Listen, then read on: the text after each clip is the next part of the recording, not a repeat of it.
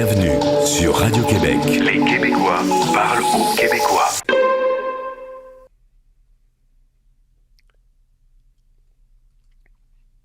Alors, bienvenue dans le Web Journal de Radio-Québec, édition du 17 décembre 2020.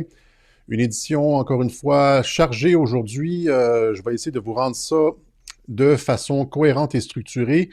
Donc, on va parler premièrement de l'état d'urgence qui est invoqué par notamment Sidney Powell et Mike Flynn. On demande au président Trump d'invoquer l'ordre exécutif signé en 2018 parce que la sécurité stratégique informationnelle des États-Unis a été compromise, notamment lors de l'élection, mais pas que. Il y a depuis de plus en plus d'attaques cybernétiques de la part d'acteurs hostiles qui se produisent contre les infrastructures informationnelles des institutions américaines.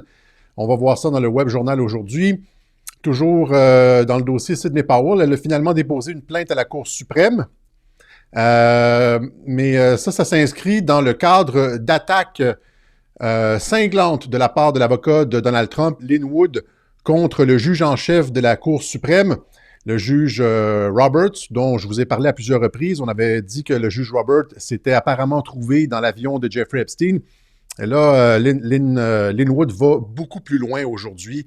Donc, il met en cause les institutions, la Cour suprême.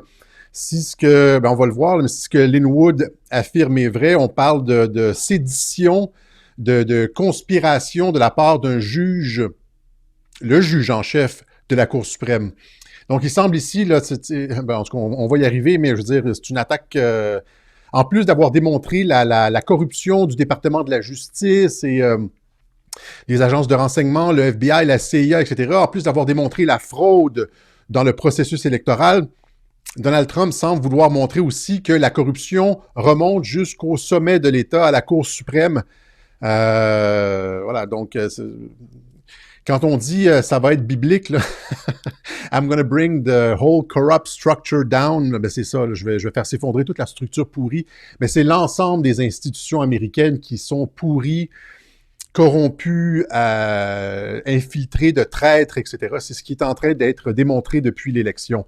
Alors, on va voir aussi qu'il y a, finalement, c'est ça, le rapport de l'Office of the Director of National Intelligence, le rapport Radcliffe qui était censé tomber ce vendredi, demain, à l'heure où on enregistre, va être repoussé finalement, probablement à cause de toutes ces attaques informatiques qui ont lieu, qui prennent place ou qui ont pris place depuis l'élection du 3 novembre.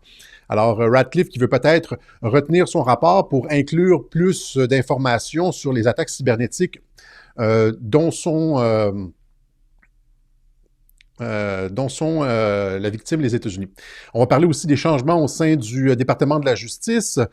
Donald Trump qui opère avec William Barr, qui remplace William Barr par Harry Rosen et Richard Donoghue, donc qui opère avec William Barr exactement comme il a opéré avec Jeff Sessions. C'est ce qu'on appelle le modèle Scaramucci. On en a parlé dans Trumpologie 103. Je vais vous faire écouter le petit clip où est-ce qu'on en parle.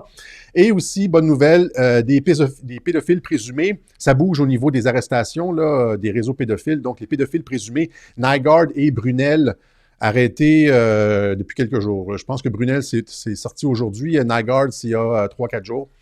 Alors, voilà, donc, on va commencer avec ça ici. Sidney Powell qui dépose finalement un recours à la Cour suprême, Breaking Supreme Court, the Kraken has hit the Scottish docket. Alors, elle a déposé la preuve de centaines de milliers de faux bulletins de vote et des irrégularités majeures dans les machines de vote Dominion. Sidney Powell, ici, on indique... Oups.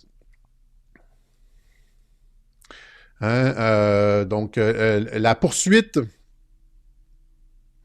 donc, et ce qu'il y a de plus solide jusqu'à maintenant au sujet de la fraude électorale, elle contient des informations légales, des audits judiciaires, notamment au Michigan, qui prouvent une fraude électorale systématique qui aurait été perpétrée à travers les machines de vote Dominion. Elle montre aussi, comme preuve, 200 000 bulletins de vote frauduleux déposés lors de l'élection. Elle montre aussi que les machines de vote Dominion sont incapables, lorsqu'on réinsère dans les machines de vote Dominion les mêmes bulletins de vote, on arrive toujours à des résultats différents. C'est-à-dire que la machine ne fait pas juste lire les bulletins de vote, elle a sa propre volonté. On n'est pas capable de reproduire systématiquement le même résultat avec les mêmes bulletins. La machine s'emballe. Voilà. Alors, donc, ça s'est déposé devant la Cour suprême, mais en même temps que Sidney Powell dépose devant la Cour suprême, cette requête à la Cour suprême, il y a l'avocat de Donald Trump, Lin Wood, qui s'est laissé aller dans une tirade aujourd'hui contre le juge en chef, le juge Roberts. Essentiellement, il l'accuse de trahison, advocating overthrow of the government, donc faire la promotion du renversement du gouvernement légal des États-Unis. On parle d'un juge en chef de la Cour suprême. Pouvez-vous imaginer l'ampleur des accusations? Donc, il dit ici, dans une série de tweets plus tôt aujourd'hui, il dit « Ceci est peut-être le tweet le plus important de ma vie. Le juge en chef de la Cour suprême, Roberts, est corrompu et devrait démissionner immédiatement. Le juge aussi de la Cour suprême, Stephen Breyer, aussi devrait démissionner immédiatement. Ce sont pas des personnes objectives, ce sont ce qu'on appelle des anti-Trumpers, des gens qui ne veulent rien savoir de Donald Trump, motivés politiquement, là, et qui vont tout faire en sorte pour empêcher le public de savoir qu'il y a eu de la fraude électorale. Il continue. Et là c'est ça l'argument béton. Ben, c'est pas un argument, mais je veux dire, c'est la révélation béton.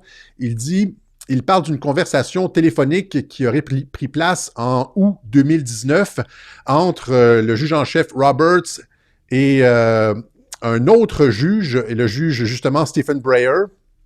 Et il dit que le juge en chef Robert aurait dit « Cet enfant de chienne, je vais faire en sorte que cet enfant de chienne, Trump, ne soit jamais réélu. » Alors, est-ce que Lin Wood c'est des accusations tellement graves, est-ce que Lin Wood a un enregistrement téléphonique, a la version électronique de cette conversation, si c'est avéré évidemment que le juge en chef Roberts doit démissionner?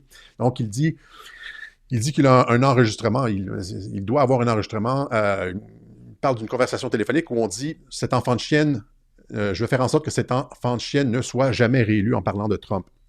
Alors, il continue dans les tweets, il dit de la corruption et de la malversation ont atteint les plus hauts échelons de la Cour suprême des États-Unis. C'est un jour sombre pour notre pays. Il dit aussi que le juge en chef, Roberts, est celui qui a fait en sorte que la poursuite du Texas n'a pas fonctionné. Et il termine encore une fois en disant que le juge Robert était probablement celui qui s'était trouvé dans l'avion de Jeffrey Epstein. On parle du juge en chef de la Cour suprême. Il a fait d'autres allégations un petit peu plus tôt cette semaine. Il dit que le gouverneur de la Géorgie qui a refusé qui a finalement certifié l'élection malgré toutes les preuves de fraude, va se retrouver en prison. Il dit qu'il va se retrouver en prison. Et Donald Trump a retweeté ces propos de Lin Wood qui va très fort. Alors, donc c'est ça, ça bouge au niveau de la Cour suprême. Sidney Powell qui dépose son recours et Lin Wood qui fait des accusations très, très graves. Tout ça se déploie sur le fond d'attaques massives, sans précédent sur l'infrastructure informationnelle des États-Unis, donc des menaces diverses à la sécurité stratégique informationnelle des États-Unis.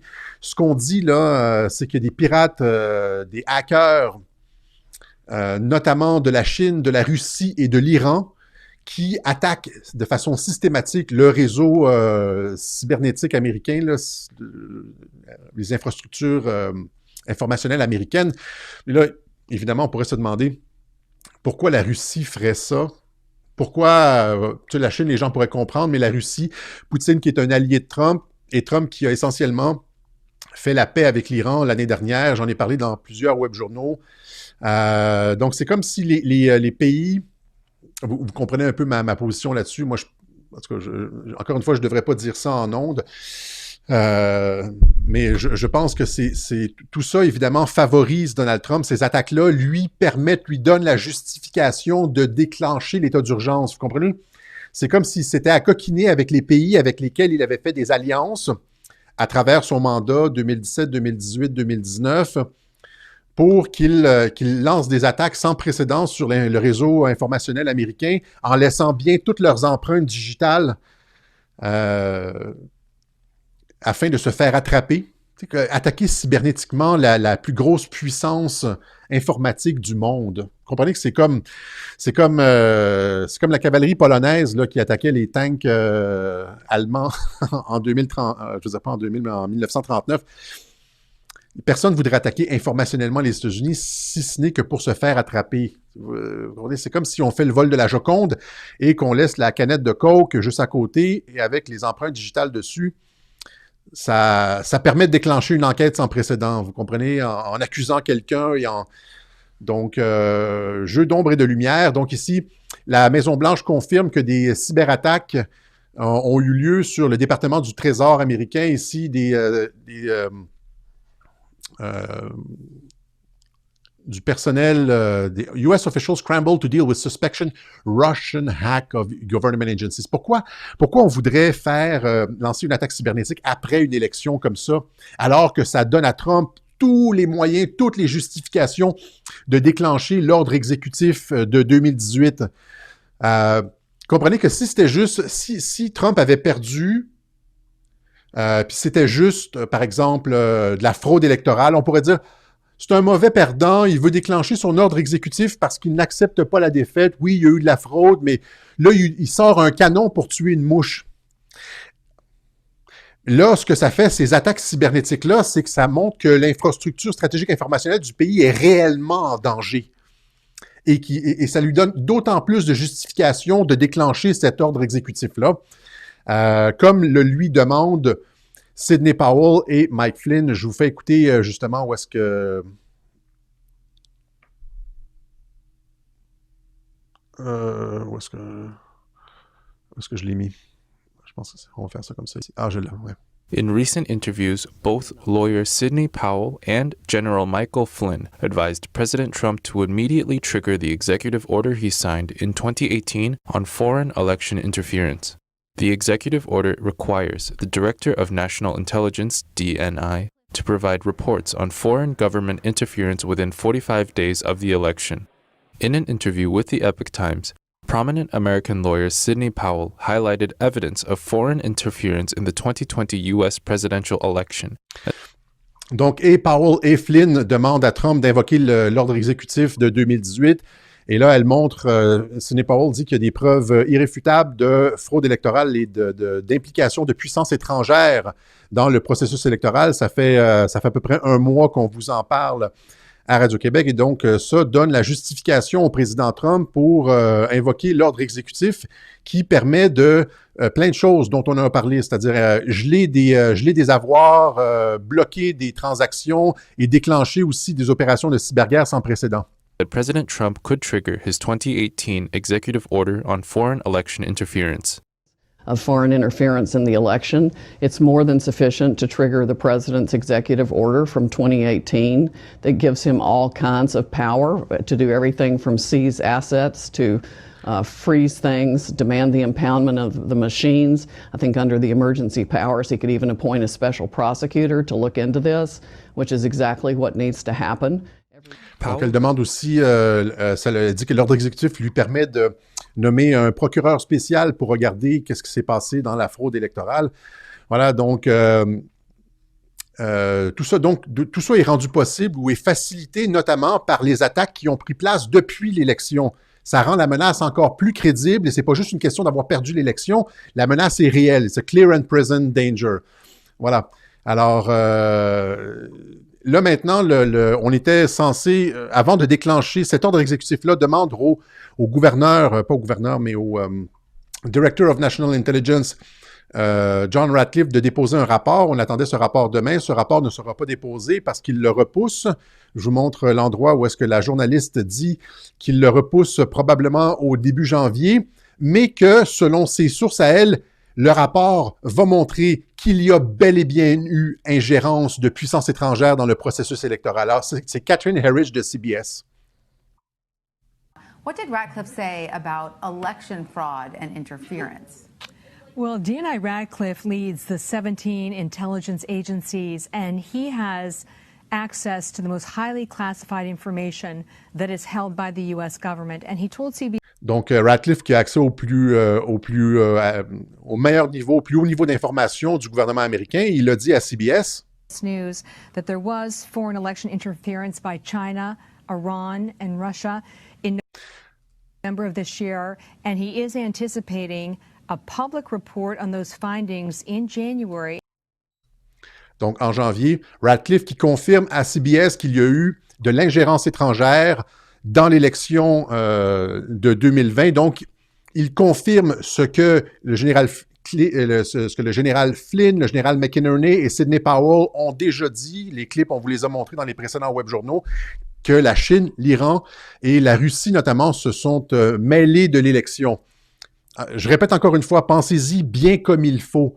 Pourquoi Vladimir Poutine, qui est un allié de Trump, qui a déjà dit que le nouvel ordre mondial était satanique, je veux dire, qui lui aussi a été la bête noire des mondialistes pendant longtemps, les deux se sont serrés la main. Il y a eu les mondialistes, l'État profond, qui a tout fait pour empêcher cette rencontre Trump-Poutine, qui criait à la trahison quand elle a eu lieu, qui ont essayé de faire passer Trump pour un agent russe afin de les éloigner, les deux, qui ne se rencontrent jamais. Pourquoi Poutine, qui est l'allié objectif de Trump, dans les affaires internationales, ils ont coopéré ensemble en Syrie afin de défaire l'État islamique. Pourquoi Poutine torpillerait son allié? C'est incompréhensible, à moins encore une fois, qu'on opère sur le niveau de « You're watching a movie » et que Poutine aide Donald Trump justement en piratant et en laissant ses empreintes digitales russes. Ça permet à Trump d'invoquer la sécurité nationale. Imaginez s'il ne l'avait pas fait, ça aurait été plus compliqué pour Trump.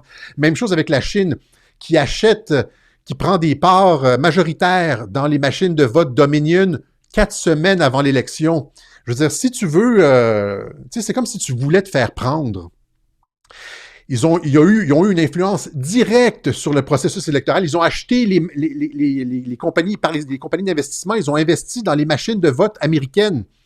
Ils ne sont pas passés par des filiales au Panama avec des compagnies à numéros. Ils n'ont pas pris soin de cacher leurs traces.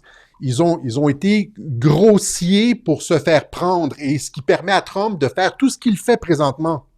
Est-ce que vous me suivez? C'est pas possible qu'il y en ait été autrement si on comprend la logique des relations internationales. Sinon, c'est évidemment un acte de guerre. Ce que la Chine, la Russie et l'Iran ont fait, c'est l'équivalent de Pearl Harbor en 2020. Okay? C'est a day that will live, a day in infamy. Un jour infâme qui va rester dans l'histoire, etc., etc. Mais c'est pas ça. C'est pas ça parce que ça favorise massivement. Comme Pearl Harbor qui a permis aux États-Unis d'entrer en guerre, déclarer la guerre au Japon. Là, c'est le même genre d'opération, c'est-à-dire que c'est des attaques sur l'infrastructure stratégique informationnelle américaine qui permettent au président Trump de déclencher l'état d'urgence comme en 41, en décembre 41, quand ils ont déclaré la guerre au Japon. C'est le même genre de truc, sauf que, comme on l'a vu avec Trump, c'est toujours, comment je pourrais dire, il n'y a jamais de risque de dérapage, il n'y aura pas de troisième guerre mondiale, comme avec l'attaque sur le général iranien Soleimani. Ça avait été convenu à l'avance avec l'Iran, j'ai tout expliqué ça, j'ai montré les documents, les preuves, etc. en janvier dernier. Je rappelle que ça fait 1 an qu'on est supposé avoir vécu la troisième guerre mondiale et l'holocauste nucléaire. J'avais dit que ça n'allait pas se passer, ça ne s'est pas passé, parce que Trump, j'avais dit à l'époque, Trump ne prend jamais de risque, n'ouvrirait jamais la boîte de Pandore, de frappe et de contre-frappe, et j'avais tout expliqué ça à l'époque. Et c'est la même chose maintenant. Donc, ce n'est pas le début de la troisième guerre mondiale, il n'y a pas de risque de dérapage, et ça a été convenu, donc ça permet, ce move-là, il n'y a pas d'autre explication, permet au président Trump de déclencher des opérations l'ordre exécutif de 2018 et des opérations de cyberguerre sans précédent. Voilà. Est-ce que j'avais autre chose? Oui, c'est ça. Il y a aussi ce truc-là ici avec cette fuite qui a été révélée par un journal australien Donc, une fuite d'informations qui montre, qui donne la liste de 2 millions de membres du Parti communiste chinois et dont des dizaines, voire des centaines de milliers étaient infiltrés dans les institutions occidentales, partout dans le monde occidental, dans des compagnies au sein de partis politiques, etc. Ici, Daily Mail, Leak file expose mass infiltration of UK firms by Chinese Communist Party, including AstraZeneca, Rolls-Royce, etc., Jaguar, Land Rover. Donc, les Chinois qui étaient partout, c'est de l'espionnage industriel massif, mais pas que de l'espionnage industriel. Ici, Washington Examiner, Chinese Communist Party data leak reveals thousands of members infiltrated US companies and universities. Donc, ils infiltrent les compagnies et les universités pour, évidemment, voler des secrets d'État, des secrets de la technologie, etc. On nous dit ici dans l'article du Business Insiders, an explosive data leak, around 2 million Chinese Communist Party members who got secret embedded in some. Donc, 2 millions de membres du Parti communiste qui ont été implantés, embedded, qui ont été insérés dans les plus grosses compagnies, les banques, les médias, les universités, les agences gouvernementales, a été révélé. Donc ça ajoute à l'état d'urgence, vous comprenez? C'est-à-dire que la sécurité américaine, en ce qui concerne les États-Unis, la sécurité américaine a été massivement compromise par la Chine, pas seulement à travers des opérations de cyberguerre, comme on vient de le constater, pas seulement à cause du vol électoral, mais parce qu'ils compromettent les gouverneurs et qui contrôlent les universités et les compagnies. Ils infiltrent les universités et les compagnies. Voilà. Alors, ça a été, donc, this is believed to be the first data leak of its kind in the world. C'est la première fois qu'on a ce genre de coulage d'informations dans le monde, a dit un journaliste australien et Sky News, le journaliste australien et Sky News host Sherry Markson. Je vous montre la vidéo de ça. Il y a une vidéo de Sky News, justement, qui en parle. Est-ce que je l'ai ici? Sky News, Chinese Spy. Breaking news that will be front page of The Australian tomorrow and big news in the UK as well. Amid rising tensions in the Australia-China relationship, there has now been a major leak of official records from the Chinese Communist Party. It is believed to be the first leak of its kind in the world. A register with the details of nearly 2 million Communist Party members. It includes their name, party position, birth date, national ID number, ethnicity, and in some cases, even their phone number.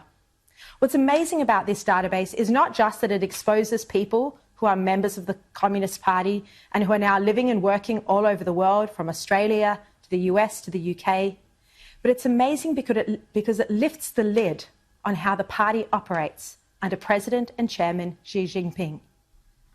But this leak shows that party branches are embedded in some of the world's biggest companies and even inside government agencies. Even inside government agencies. Voilà, donc ça arrive encore une fois en même temps que ces opérations de cyberguerre. Ça m'a fait penser immédiatement à cette liste d'agents américains qui avait été coulée à l'Iran. Vous vous rappelez, j'en avais parlé encore une fois l'année dernière ici. Iran says it arrested 17 CIA spies, sentenced some to death. Donc, Iran claims to have arrested 17 CIA spies. L'Iran qui avait arrêté l'année dernière 17 espions américains, alors qu'il y avait des tensions, alors que j'avais expliqué qu'il y avait des négociations en coulisses entre les États-Unis et l'Iran pour faire baisser les tensions au Moyen-Orient, pour permettre la paix. Et c'est ce qu'on voit présentement. Hein. Il y a la paix, il y a le Bahreïn et les Émirats arabes unis qui ont normalisé leurs relations avec Israël, le Maroc aussi. Et donc, j'avais dit que le fait de retirer le général Soleimani allait paver la voie à la normalisation des relations avec Israël et une détente dans la région. C'est exactement ce qui est en train de se passer. Maintenant, je pense que j'avais expliqué à l'époque que je pensais que cette liste d'agents de la CIA avait été donnée à l'Iran en gage de bonne volonté de la part du président américain. Il y avait le chiffre 17 aussi qui était un beau clin d'œil. Je rappelle que Donald Trump a tout fait pour éviter la guerre avec l'Iran. L'État profond lui a donné énormément de casus belli, de causes d'entrée en guerre. Il y a eu ce pétrolier japonais qui a été attaqué en même temps que le premier ministre japonais était en train de parler à Rouhani, en Iran. C'était en 2018 ou en 2019. Il y a eu ce drone américain qui a été abattu au-dessus du golfe Persique. Et là, Trump qui avait envoyé l'aviation puis qui, pour un bombardement, c'est là où est-ce qu'on avait vu la vidéo de Nancy Pelosi et de Chuck Schumer danser parce que finalement, ils allaient entrer en guerre et Trump allait s'y prendre finalement, s'embourber dans un conflit sans fin avec l'Iran, avec des morts américains, un conflit mondial, etc. Ils étaient contents. Trump avait retiré les bombardiers 10 minutes avant avec un téléphone, là, 10 minutes avant la frappe, il avait appelé, il avait annulé la frappe. Il avait joué l'État profond. Même chose avec la raffinerie saoudienne qui avait supposément été attaquée par des drones iraniens. Les Houthis avaient pris le blâme pour sauver l'Iran, permettre à l'Iran de sauver la face. J'avais expliqué tout ça. Donc, two major Saudi all installation hit by drone strike. Et donc, ça a tout été des tentatives de l'État profond afin de faire entrer les États-Unis en guerre contre l'Iran. Trump a résisté et Trump a fort probablement donné la liste des agents américains à l'Iran en gage de bonne volonté et d'ouvrir les discussions, etc. Normalement, moi, si j'étais l'Iran puis je me méfiais des États-Unis, c'est ça que je ferais. Je dirais, donnez-nous un gage de bonne volonté, donnez-nous la liste, par exemple, de vos agents. Si vous voulez réellement détendre l'atmosphère, là, ben, arrêtez de nous espionner, de nous infiltrer, donnez-nous la liste de vos agents et on va vous croire. Et c'est ça, en termes de relations internationales, de diplomatie, c'est le genre de choses qui se fait. Voilà. Et donc, ce data leaks de la Chine me semble aller exactement dans ce sens-là aussi, c'est-à-dire qu'on assiste, selon moi, à un apaisement, à une détente de la guerre d'espionnage internationale. Dans le monde post-mondialiste, le monde tripolaire, un monde apaisé, le monde que Trump veut, il ramène les troupes de partout. Et donc, il y a un apaisement aussi de la guerre d'espionnage. Les Chinois vont arrêter d'infiltrer puis d'espionner partout parce que c'était évidemment un point d'achoppement avec Trump. L'espionnage industriel chinois, la corruption, etc. C'est sûr que si on veut une normalisation des relations, les Chinois doivent arrêter de faire tout ce qu'ils font. Et donc, cette liste-là est probablement un gage qui va dans ce sens-là, dans le sens d'un apaisement et d'un retrait de l'infiltration chinoise en Occident. Je pense, moi, que c'est la Chine elle-même qui a coulé cette liste-là, comme je pense que c'est les États-Unis qui ont coulé la liste des 17 agents de la CIA en Iran, etc. Voilà. Alors, ça ressemble à ça. Il y a aussi cette nouvelle, ces changements au sein du département de la justice américaine. William Barr, on a montré la porte à William Barr. Trump qui se plaignait de William Barr, qui disait que Barr n'avait finalement rien fait, qu'il avait gardé les preuves du laptop de Hunter Biden, comme avec Jeff Sessions. Donc, mais moi, je dis encore une fois, comme avec, comment il s'appelle, comme avec Haspel, comme avec Robert Mueller, je dis merci William Barr. Si William Barr avait travaillé contre Donald Trump, on l'aurait su. Ça n'a jamais été le cas. Donc, comme avec Jeff Sessions avant lui, le président s'est plaint de William Barr. Et donc, vous savez ce que ça veut dire. Parce que William Barr a fait des choses énormes et il était attaqué par l'ensemble du Marais. Tout le monde, on essayait de lui faire perdre sa licence de droit. On disait qu'il s'était accoquiné avec le président. Est-ce que j'ai l'image ici? Non. En tout cas, on disait qu'il n'était pas objectif parce qu'on se doutait que l'État profond se doutait que c'est Barr qui allait frapper avec le marteau, qui allait faire les arrestations. Or, c'est pas le cas. Mais Barr a fait un ensemble de choses absolument incroyables. C'est lui qui a mis un terme complet à toute cette histoire de collusion avec la Russie. Avec le témoignage, le rapport de Robert Mueller, le témoignage devant le Congrès de Robert Mueller, toute l'opération où est-ce qu'on a mis à mort ce narratif de la collusion avec la Russie, c'est William Barr. OK? Alors, William Barr a détruit complètement toute cette histoire de collusion avec la Russie. C'est lui qui a officiellement, en tout cas, mis sur pied l'enquête Durham sur les origines de cette histoire de collusion avec la Russie, l'opération Crossfire et tout le Obamagate, tu sais, qui remonte jusqu'en haut, etc. Donc, Barr, des fois, fait des déclarations. Il dit, non, je pense pas que Obama soit coupable de quelque chose, mais ça, c'est ce qu'on appelle du Washington Talk. Hein? C'est comme du... tu dis ça, puis après ça, tu dis, ouais, ben là, il y a des informations différentes qui montrent qu'il y a effectivement eu quelque chose et qu'Obama est coupable. C'est-à-dire que tu peux dire quelque chose, puis après ça... John Durham remet son rapport ou te donne l'information, puis là, j'ai de l'information différente, et donc, je change d'avis. Vous comprenez? Il ne faut pas prendre ça au pied de la lettre. Donc, il a mis sur pied officiellement l'enquête Durham sur le Obamagate, la trahison de l'administration Obama. Quand Trump dit « Nous, we caught them red-handed, hein, we caught them cold », on les a attrapés en espionnage, trahison, sédition, etc. Ben, celui qui enquête sur la trahison, la sédition, etc., c'est John Durham. Il a démantelé la secte NXIVM. Ça a fait beaucoup de bruit l'année dernière. La secte, c'était au début de cette année, je ne me rappelle plus, je mélange les dates. La secte NXIVM qui impliquait, c'était de l'esclavage sexuel et même du trafic de personnes, qui impliquait des actrices, des acteurs, en fait, une partie du milieu hollywoodien, le gratin politique de New York, etc. Et finalement, boum, l'arrestation de Jeffrey Epstein et de Ghislaine Maxwell. OK? Alors, c'est énorme ce que Barr a fait. Et là, maintenant, il l'a tassé. Mais juste avant l'élection, Barr a nommé Durham en tant que procureur spécial. Hein? Barr appoint Special Counsel in Russia Probe. Donc, non seulement l'année dernière, il avait augmenté, ou bien c'était au début de cette année, il avait fait passer l'investigation de John Durham au niveau criminel. Au début, c'était juste une probe, une enquête. Après ça, c'est devenu une enquête criminelle. Et là, maintenant, juste avant l'élection, il a transformé Durham en Special Counsel comme Robert Mueller. Donc, il est devenu totalement indépendant ou presque indépendant du ministère de la Justice, du président, etc. Il agit à son propre compte, il a plein de pouvoirs, il a énormément de budget, etc. Donc, il a augmenté la magnitude de l'enquête Durham juste avant l'élection. OK?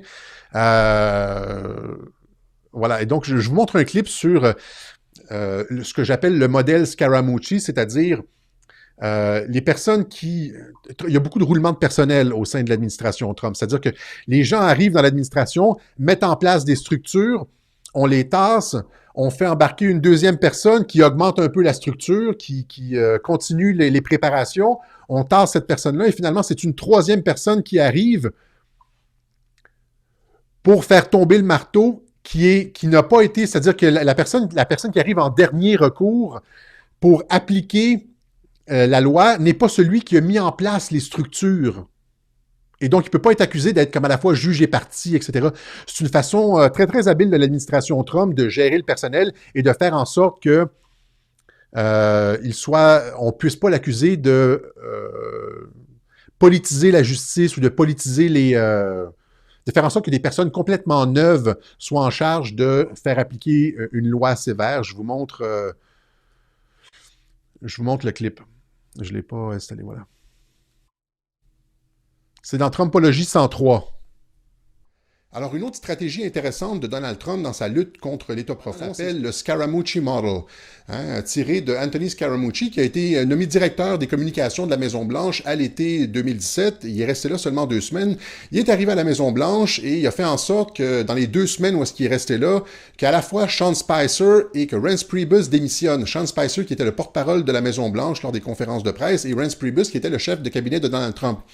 J'ai expliqué dans ma dernière vidéo que ces 2 personnages-là étaient des créatures du marais que Trump avait sciemment gardées au sein de son administration pour rassurer l'État profond. Eh bien, après ça, Trump a amené Anthony Scaramucci pour s'en débarrasser. Et dès qu'Anthony Scaramucci s'est débarrassé de ces 2 personnes-là, Trump s'est débarrassé d'Anthony Scaramucci, de sorte que Anthony Scaramucci ne puisse être blâmé par la suite pour les actions qu'il avait faites. C'est-à-dire qu'il ne continuait pas avec une personne dans son administration avec un passif politique. Trump qui a opéré exactement de la même façon avec d'autres membres de son administration, par exemple Jeff Sessions.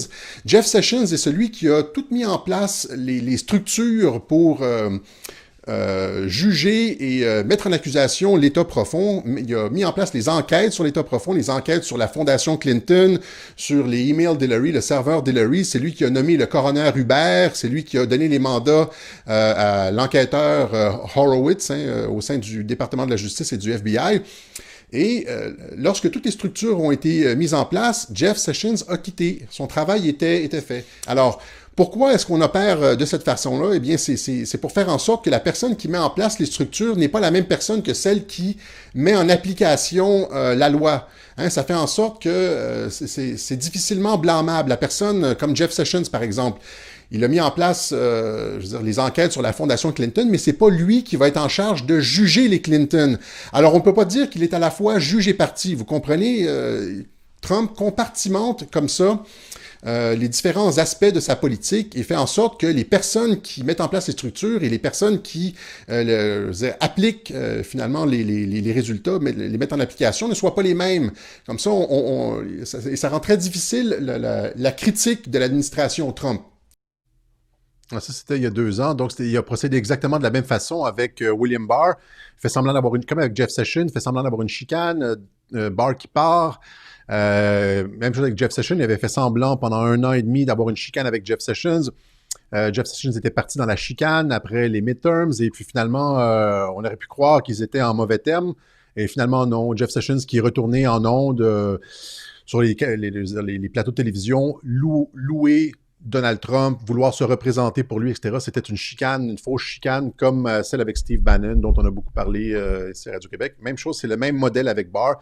Si vous comprenez la façon dont Trump opère, c'est toujours les mêmes modèles, les mêmes régularités, tant en relations internationales que dans la gestion du personnel.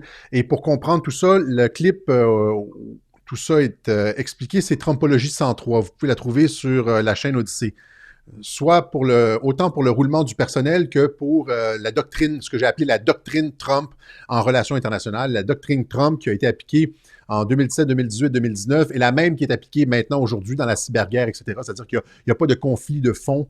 Les choses sont déjà attachées avant même d'avoir commencé, comme avec la Corée. On nous disait que ça allait être la Troisième Guerre mondiale. Finalement, c'était tout attaché. Il y avait comme une rencontre avec Kim Jong-un dans la zone démilitarisée, etc. Ça supposait être les plus grands ennemis. Finalement, c'était de très bons amis, etc., etc. Voilà.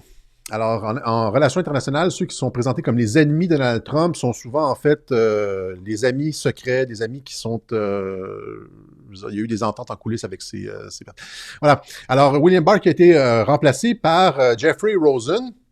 Jeffrey Rosen, qui, juste avant l'élection, lui, comment je pourrais dire, s'inquiétait de l'influence, notamment chinoise, sur le processus électoral. Ça, ici, c'était en septembre. C'est ce qu'on appelle le acting.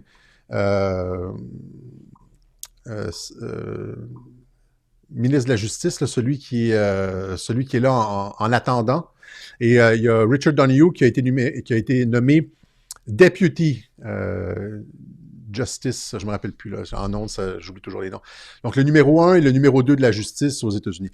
Donc, ici, Rosen qui expliquait en septembre 2020 que le département de la justice avait accusé une centaine... Department of Justice charges Chinese nationals with hacking more than 100 companies.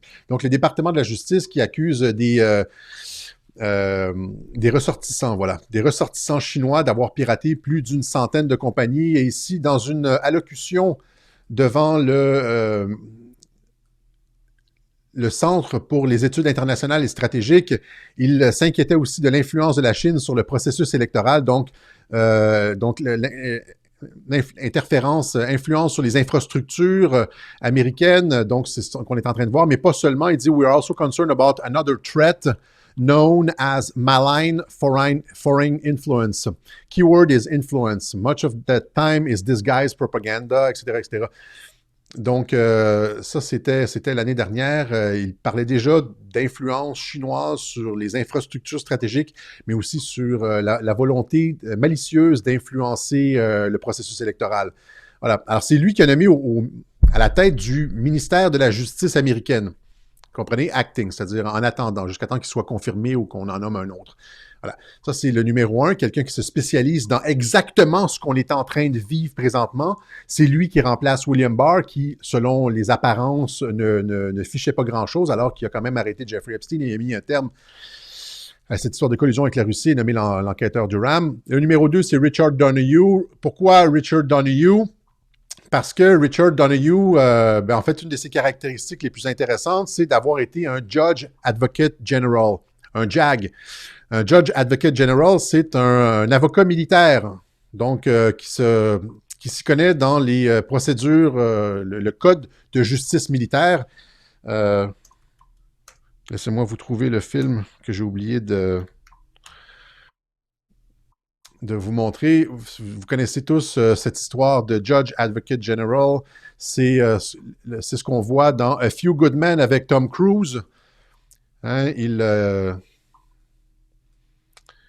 est dans une poursuite criminelle au sujet d'un meurtre de Marines qui aurait pris place à la prison de Guantanamo. Donc, Tom Cruise, dans ce film-là, joue justement le rôle d'un avocat militaire qui plaide dans le cadre de la justice militaire devant un tribunal militaire. Et ça, c'est une des caractéristiques de Richard Donahue, spécialiste de la justice militaire, qui a servi dans le 82e bataillon aéroporté, le même bataillon dans lequel a servi Mike Flynn. Donc voilà, et ça vous...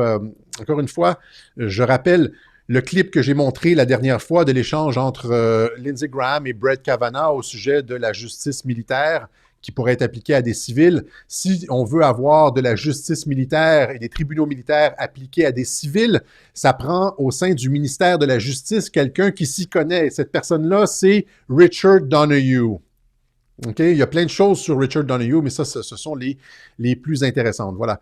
Alors, comprenez un peu le roulement de personnel. Barr a fait son travail et là, maintenant, on met en place des personnes qui vont être capables de gérer la situation à laquelle on fait face présentement. Il y a une dernière chose. Oui, c'est ça, je voulais vous montrer un clip. Il y a des gens qui disent « Oh, il n'y a rien qui se passe, il n'y a rien qui se passe. Pourquoi Trump attend et tout ça? » Trump a dit dans un clip chez Charlie Rose, qui lui aussi a été retiré des ondes là, pour une histoire d'agression sexuelle, mais a dit à l'antenne de Charlie Rose qu'un jour, il aimerait, pratiquant toujours Sun Tzu, l'art de la guerre, a dit qu'il aimerait un jour essayer ça, le fait de faire semblant de tout perdre pour voir qui dans ses amis lui planterait des coups de couteau dans le dos. Et c'est exactement ce qu'on voit depuis l'élection. Alors, il dit, là maintenant, tout va bien, et là, quand tout va bien, tout le monde est ton ami, n'est-ce pas? Eh bien, quand ça a l'air d'aller mal, on va voir qui te plante des coups de couteau dans le dos. Hein? Qui t'attaque quand ça va mal? Et c'est exactement ce qu'il est en train de faire. C'est ce que j'avais tweeté ici. Hein? Donc, la raison pour laquelle, le 14 décembre dernier, la raison pour laquelle le rapport du Director of National Intelligence Ratcliffe est prévu 45 jours après l'élection, donc nécessairement après la certification du vote le 14, est évidemment pour identifier les collabos qui, dans le gouvernement, sont prêts à certifier une élection frauduleuse. Donc, pour voir qui va planter, qui sont ses réels alliés au sein de l'administration, qui trahit, qui ne trahit pas. Quand on leur donne la chance, tu tournes le dos et tu regardes qui te plante un coup de couteau. Je vous montre le clip de Donald Trump qui explique exactement la façon de faire, ce qui est en train de se passer il y a 20 ans. You see, I'm so loyal to people. Maybe I'm loyal to a fault, but I'm so loyal to people that when somebody's slightly disloyal to me, I look upon it as a great act of horror. Alors il dit, moi je suis tellement loyal envers les gens que quelqu'un qui me trompe, quelqu'un qui est déloyal envers moi, je vois ça comme une catastrophe. Different than you were 3 or 4 years ago. Well, I used to say, and in fact, I think I said in my first book that, and maybe this was foolish, but I really meant it, that someday I'd like to maybe lose everything for a period of time to see who's loyal and who's not loyal. Donc, j'ai écrit dans mon premier livre, peut-être que ça serait bien, à un moment donné, d'essayer la chose suivante, c'est-à-dire tout perdre pour voir qui est loyal et qui ne m'est pas loyal. C'est exactement ce qu'on voit dans le processus électoral. Il a fait exactement ce qu'il a dit là. Je repasse le petit extrait. In fact, I think I said in my first book that, and maybe this was foolish, but I really meant it, that someday I'd like to maybe lose everything for a period of time to see who's loyal and who's not loyal. And I found out a lot of things. Did you find out who's loyal and not loyal? I tell you what, and you can't guess it. You can't predict it. You think certain people would be loyal no matter what. Il dit, on peut jamais le savoir avant d'avoir fait cet exercice-là. Tu peux pas savoir qui va être loyal, qui ne sera pas loyal. La seule façon de débusquer les traîtres, c'est quand tu t'exposes toi-même.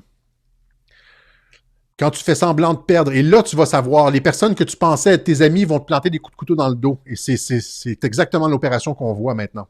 Turns out that they're not, and you just can't predict it. It's very difficult. And that I think I would have treated people differently. I think that, some of the people that were most loyal to me are people that I didn't think would be. some of the people that were least loyal to me are people that You got I it. think I would have treated them Gouverneur differently. I think Kemp. I would have treated different groups differently. I would have wiped the floor with the guys that weren't loyal, which I will now do, which is great. You know, I love getting even with people, but I will. I Slow will up. have wiped. You love getting even. Oh, absolutely. You don't believe in the eye for the eye. You do. No. I know you well enough. I think you do. But anyway, but Tell me, I mean, you're going to get even with some people. Because yeah, I know. If given the opportunity, I will get even with some people that are disloyal to me. Come on, Governor. Even though you didn't endorse me. He's not forgotten. I never forget. Voilà. Alors, il disait à l'époque exactement ce qu'il allait faire. On dit que je suis bloqué sur Viki, pourtant je vois les commentaires. En tout cas, alors, vous savez maintenant comment être agile. Si ça bloque sur une plateforme, vous déménagez sur une autre plateforme. Maintenant, on va terminer avec cette histoire d'arrestation de pédophiles présumés, les réseaux démantelés. On voit une volonté qui n'a jamais été démontrée auparavant par les administrations précédentes de démanteler, en tout cas de s'attaquer à des vaches sacrées, des monstres dans l'industrie du cinéma, de la mode, etc., de ces pédophiles, de ces abuseurs d'enfants, etc. Donc, affaire Epstein, l'agent de mannequin Jean-Luc Brunel, mis en garde à vue pour viol depuis mercredi. Affaire Epstein, le Français Jean-Luc Brunel arrêté. Affaire Epstein, le Français Jean-Luc Brunel arrêté, etc. L'agent de mannequin accusé de viol et d'avoir participé au réseau de trafic sexuel de mineurs mis en place par le financier américain Jeffrey Epstein a été interpellé mercredi et placé en garde à vue. Il s'apprêtait à s'envoler pour le Sénégal, à se pousser au Sénégal. Voilà, donc ça, évidemment, c'est encore une fois, c'est dans la foulée des révélations de l'affaire Epstein, puis c'est probablement Ghislaine Maxwell qui parle, qui donne des preuves, ou je ne sais pas. Ici, ça fait écho à ce qu'on a appris un peu plus tôt cette semaine, l'ancien magnat de la mode, Peter Nygaard, c'est un Canadien qui a été arrêté aux États-Unis. Pensez à, encore une fois, Harvey Weinstein, qui a été arrêté, le producteur de films américain. Ça n'arrête plus, ça n'arrête pas de débouler. Et moi, je remercie Donald Trump et son administration pour n'avoir pas eu froid aux yeux et s'en être pris à des vaches sacrées. Il y a des conséquences à ça. Demandez-vous pas pourquoi il y a le même genre de personnages dans les médias. C'est comme ça qu'on tient les gens aussi, hein. Eux, ils en profitent, ces gens-là, mais c'est répandu. Si vous cherchez, il y a beaucoup de personnes qui parlent de ça, des gens qui en ont été témoins, qui l'ont vécu. C'est répandu dans les hautes sphères du pouvoir. Voilà. Alors, bonne nouvelle. Maintenant, est-ce qu'on a autre chose? Je pense que c'est tout pour aujourd'hui. On va remercier ceux qui ont fait une contribution à Radio-Québec. Merci à tous ceux qui ont fait une contribution au Web Journal de Radio-Québec. Il y a des gens qui m'ont envoyé des cartes de Noël. On les reçoit. C'est super gentil. Il y a des enfants qui nous envoient aussi des cartes. Je pense que c'est David. J'aurais dû l'avoir ici. On salue William aussi. Alexis Cossette-Rudel, donc casier postal 32017, Saint-André, Montréal, Québec, H2L 4Y5. Radio-Québec.tv s'en vient bientôt. Ça va probablement arriver dans le temps des fêtes. Je vais prendre une pause probablement là, entre Noël et le jour de l'an. On va développer Radio-Québec.tv. Ça va probablement sortir là. Je vous rappelle qu'il y a une manifestation à Montréal au 770 rue Sherbrooke-Est à Montréal à 12h30. On est sur Odyssey, on va être aussi sur d'autres plateformes, mais si ça tombe sur Twitter, vous pouvez nous retrouver sur Parler, etc., etc., etc. Voilà. Alors, questions, commentaires. Ça bouge beaucoup, n'est-ce pas? Sur Rumble, peut-être, ouais. On est en train, on va être sur plein de plateformes, de sorte qu'on pourra pas se faire entièrement bloquer. C'est ça, le secret de tout ça, c'est de multiplier les plateformes. C'est plus de travail, parce qu'à chaque fois qu'on produit une vidéo, il faut aller tout l'uploader sur une, puis après ça sur une autre, gérer les comptes, et regarder les commentaires et tout ça, bloquer les trolls. Tu sais, c'est comme... Plus on multiplie les plateformes, plus c'est du travail. Mais je pense qu'on est rendu là, on n'a pas le choix avec tout ce qui se passe. Donc, sur PayPal, paypal.me/Alexis Cossette, je n'ai pas d'autre compte PayPal que celui-là.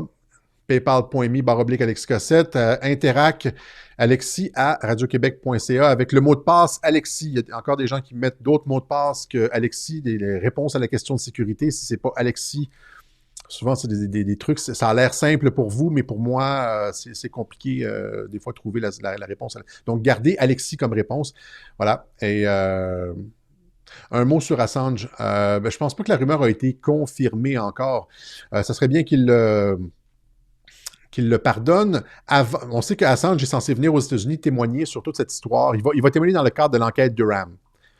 Quand John Durham va déposer des accusations contre les hauts échelons de l'administration Obama, Assange fait partie de la preuve. Parce que ce n'est pas les Russes qui ont piraté les serveurs du Parti démocrate. Assange le sait, Assange le dit. OK?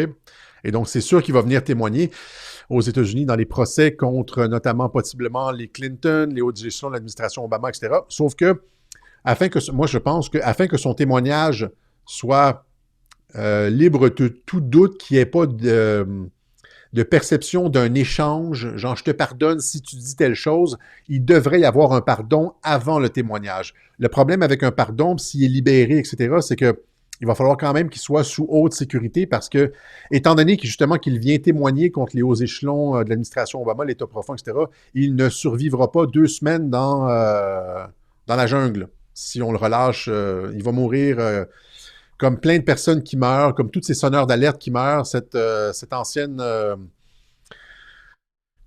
directrice de Pfizer, je pense, qui s'est retrouvée morte. Elle a dit « Je me suiciderai jamais ». Elle a été retrouvée morte la semaine dernière. Il y a plein de suicides, de personnes qui se suicident comme ça et on ne voudrait pas que Assange se retrouve dans la même situation. Voilà. Merck, est-ce que c'est Merck? OK.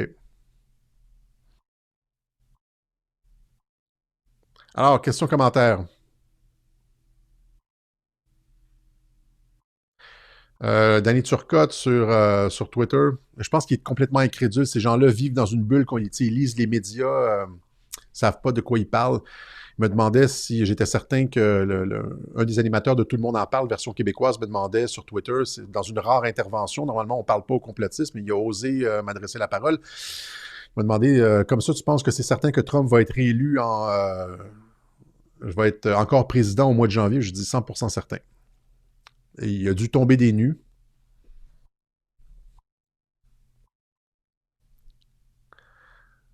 Non, je me suis pas fait pirater mon Twitter cette semaine, c'était bien moi. Des fois, j'en sors une petite, on se laisse aller. Autre chose? Ah, j'ai oublié de parler de cette histoire de SolarWinds, mais vous comprenez un peu, là. Alors...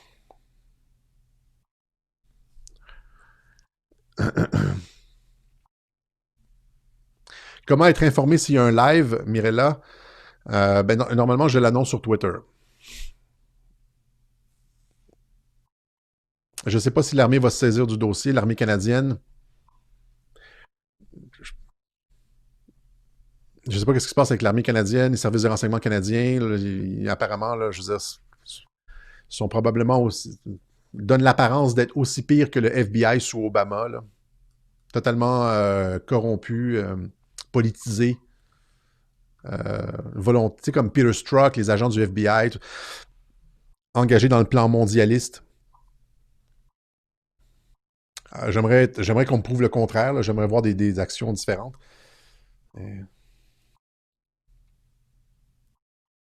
Sur VK, ça n'a pas marché. Hein. Des fois, si ça ne marche pas, faites juste fermer votre fenêtre de navigateur puis recommencer à retourner sur le site. Des fois, c'est des trucs comme ça.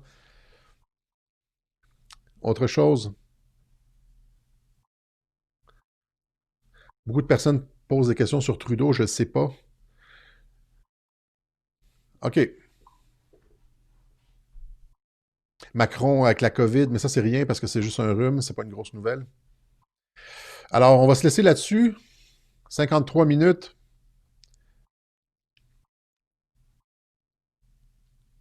La distribution de vaccins pour l'armée par l'armée, est-il le moyen de mettre ses pieds en place pour Trump? C'est possible.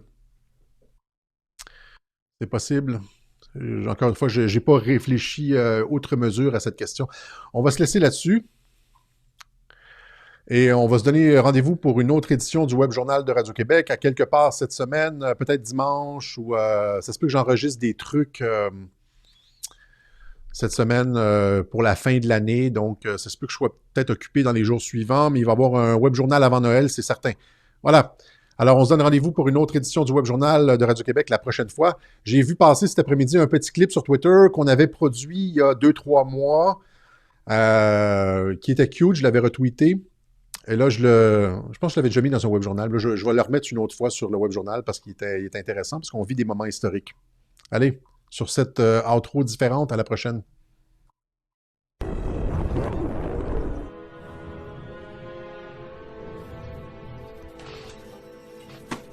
Papa, pourquoi elle est noire, la télé?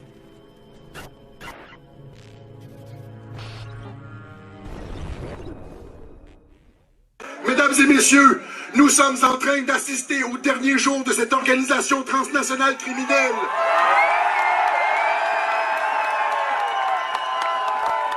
Organisée autour du cartel bancaire.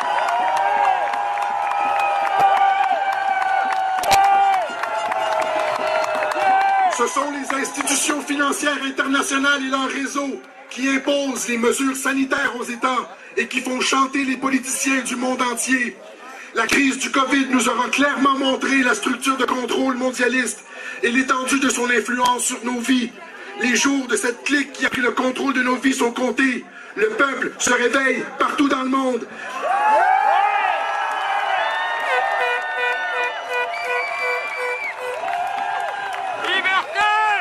C'est pourquoi nous levons, nous aussi aujourd'hui, pour faire honneur aux générations passées qui se sont sacrifiées afin de protéger notre mode de vie. Nous sommes aujourd'hui aussi unis aux générations passées dans ce combat. C'est pourquoi nous sommes et resterons un pour tous et tous pour un.